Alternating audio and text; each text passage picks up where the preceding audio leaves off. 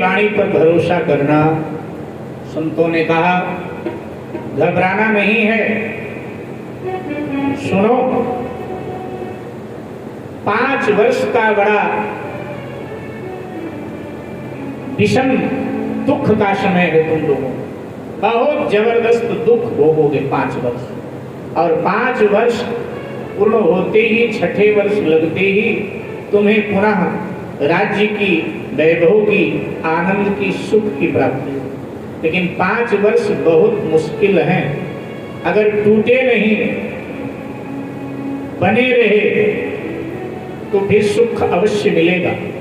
और ध्यान दीजिएगा मेरे भाई, ये उन्हीं के नहीं, हमारे आपके सबके जीवन का दर्शन है। शास्त्र यही तो कहते हैं, जीवन में आनंद उसे ही मिला है, जीवन में सुख इसे उसे ही मिला है जिसने दुख झेला है, सहन किया है, बचाया, उसे ही आनंद की प्राप्ति हुई। किसी भी महापुरुष का इतिहास आप उठा लो, कहा कि तुम दोनों भाइयों का कुछ दिनों के बाद में विछुड़न हो जाएगा, एक दूसरे से अलग हो जाओगे, विलग हो जाओगे बहुत जल्दी। रूप का राजयोग जल्दी उदय होगा। और हे वसंत, सावधानी से सुनो, तुम्हें दारुण दुख की प्राप्ति, इतना दुख तुम्हें मिलेगा कि रूह कांप जाएगी। वो अगर सहन कर लिया तुमने तो फिर जीवन में सुख भी। मेरे भाई बहन, कंद मूल फल अपने झोली में से निकाला, दिया, कब के भूखे हो ये खा लो। संतों का प्रसाद पाकर धन्यता का अनुभव किया दोनों भाइयों ने पाया। और अब कहा महाराज किधर जाएं?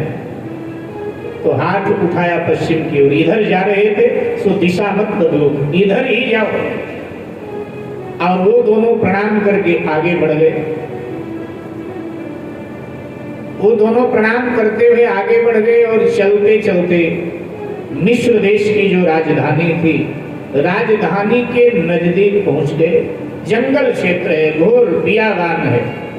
ऐसे बियाबान घोर जंगल में पहुंचे, एक नदी वहां बह रही है, गर्मी बड़ी है, तो दोनों भाइयों ने नदी में स्नान किया और स्नान करके निर्मल जल पिया है, शीतल जल पिया है।